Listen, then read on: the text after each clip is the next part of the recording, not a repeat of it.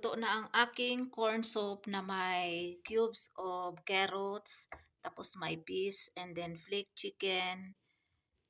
Ayan. And some more ingredients.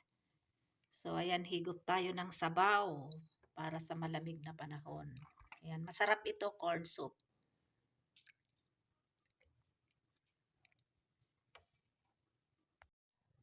Magluluto tayo ngayon ng corn soup.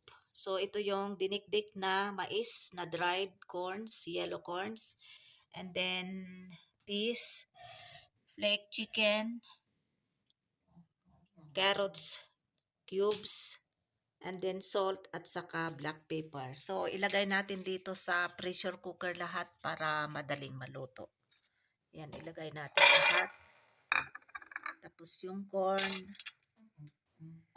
And then yung chicken, flake chicken, carrots, and salt at saka black pepper. So, lagyan natin ng tubig. Tapos, lutuin natin ito para madaling maboil ang lahat ng ingredients. Lagyan natin ng katamtaman na tubig kasi masarap ngayon humigop ng sabaw kasi winter. So, takpan na natin ito. Ayan.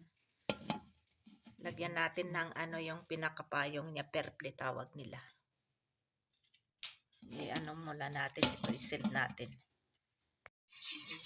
Ayan, umiikot na ang perple, yung pinakapayong. So, wait natin na 3 to 4 or 5 minutes para yung mais, kasi dried yung mais eh. Dinikdik ko lang para maging malambot-lambot yung mais. Mamaya-maya ko na ito i-turn off. 2 minutes more.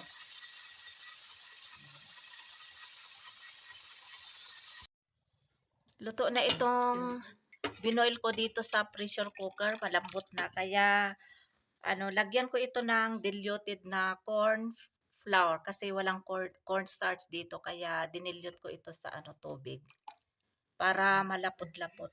Kulang yata ang tubig.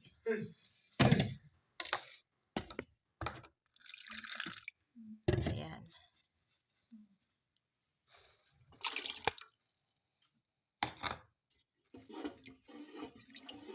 And then lagyan ko din ng isang itlog. Ayan, tapos halo-haloin lang. Turn off ulit natin yung flame. Tapos durugin lang natin itong eggs. Ayan. Masarap ito na soup, corn soup. Durugin natin yung egg yolk. Ayan Saan na ba?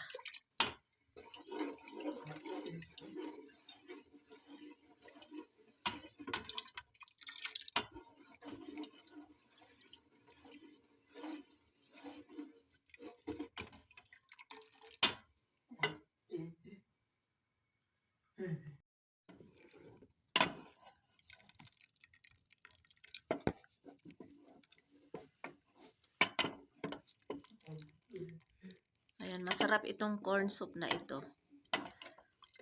Tama lang yung lapot niya.